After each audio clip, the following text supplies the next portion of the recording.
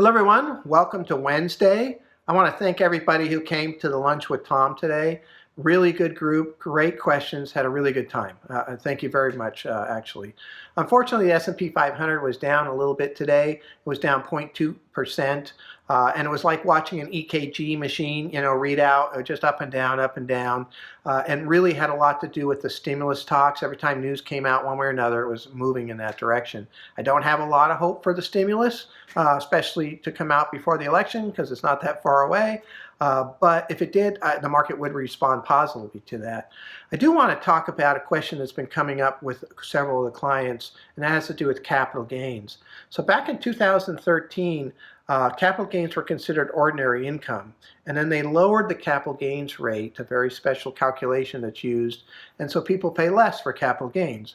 Well, the talk is if that we have a Democrat in the White House and a Democratic Congress, that they might bring that back up to ordinary income in order to try to close this, budget deficit that we have.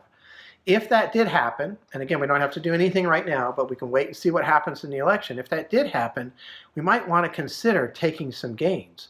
Because once you take the gain, you pay the tax, you now have a higher cost basis on that money. You never have to pay the tax again for the rest of your life.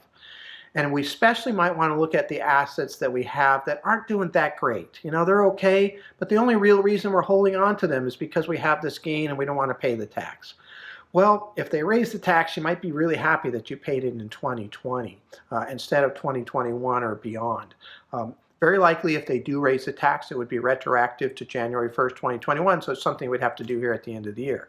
Now, the other part of that is that everybody might be doing the same thing. And usually that means the stock market drops. And those type of scenarios are good buying opportunities because they're temporary.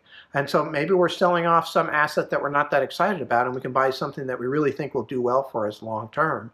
And then we're raising our cost basis and we have a better investment portfolio. So it's just something I think that we need to think about. Nothing to do now. We can wait and see what happens to the election. But these are all pieces that are important to consider. And you don't have a huge amount of time. November 3rd to the end of the year, isn't a massive period of time, but enough time to get done what we need to do. So that's what we're looking at today. We'll see what happens tomorrow, and I look forward to talking to you then. Thank you very much.